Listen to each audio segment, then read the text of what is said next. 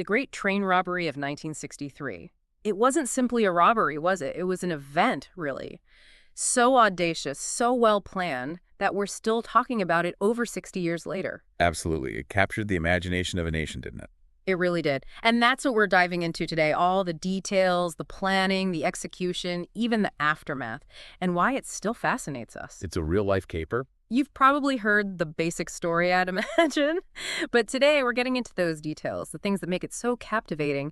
Imagine, just to set the scene, a gang of robbers, and they're targeting a Royal Mail train, 1963. And this wasn't just any train. This was a train carrying serious money, the equivalent of a king's ransom. They made off with £2.6 million. £2.6 million.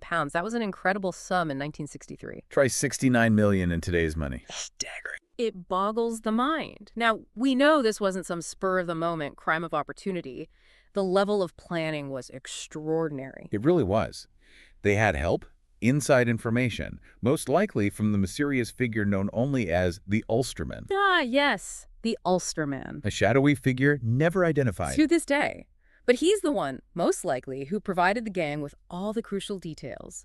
The train schedule, the route, even which carriages held the most valuable cargo. Like something out of a spy novel. Exactly.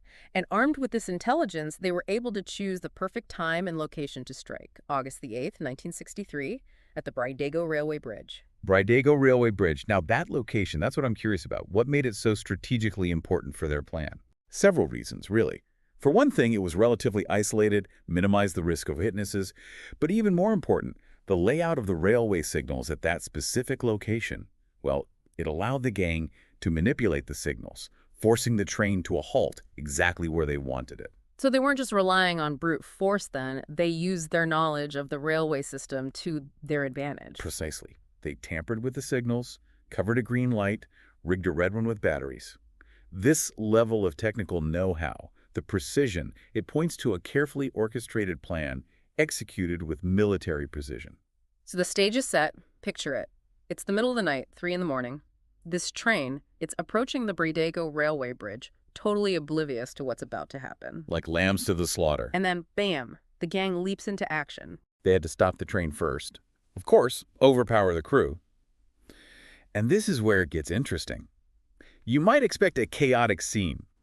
Lots of guns blazing. Right, considering we're talking about a train robbery. Precisely. But the strange thing is, they mostly use what we might call crude weapons.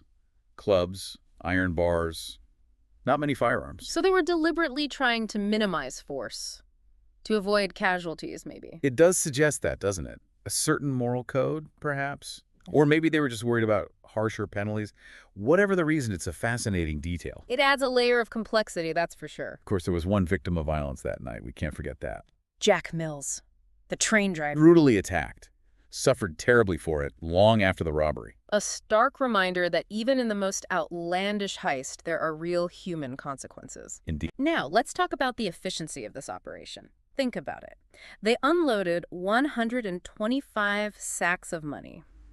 125. In about 15 minutes. 15 minutes. It's mind-boggling. It really is. Yep. How did they pull that off so quickly? Well, like every other aspect of this robbery, it was meticulously planned.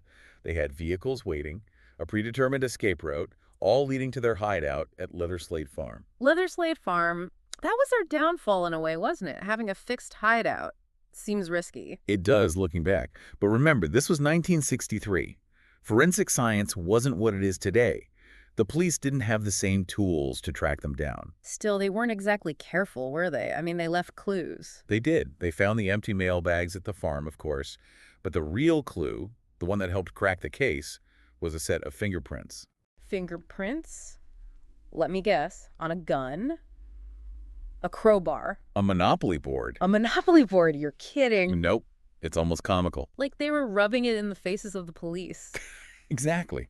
But those fingerprints, along with other evidence from Leatherslade Farm, well, it all added up. That's how they identified and caught most of the gang. Most, but not all. And they never found all the money either, did they? That's the other enduring mystery of the Great Train Robbery. A significant portion of that loot has never been recovered.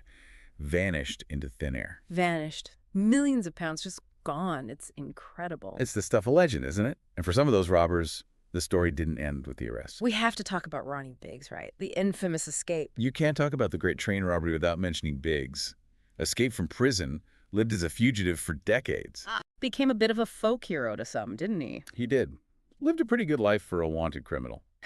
Especially in Brazil. That's where he spent a good few years. Why do you think people found him so fascinating? Was it just the audacity of the escape? Maybe.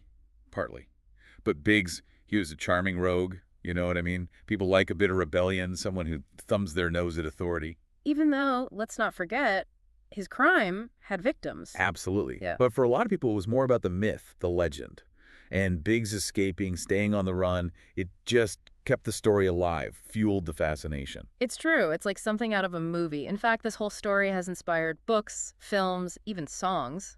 What is it about the Great Train Robbery, out of all the crimes in history, that continues to fascinate us? It's got everything, hasn't it?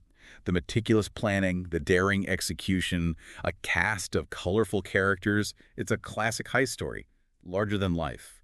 And of course, the fact that so much money was never recovered, that just adds to the mystique. It makes you wonder, doesn't it? Where did it all go? That's the million-dollar question, literally. Maybe it's stashed away, buried somewhere waiting to be found, or maybe it's long gone, spent, filtered back into the world. We may never know. That's what makes it so fascinating, isn't it? The Great Train Robbery.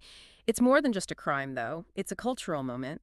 It's a story about risk, reward, about the illusion of easy money, and the enduring power of a good mystery. And the limits of human ingenuity, for better or for worse. Indeed. The Great Train Robbery, a story full of twists, turns, and unanswered questions. Thanks for joining us for this deep dive. It's been a fascinating ride. Until next time, keep those thinking caps on, and remember, sometimes truth can be stranger than fiction.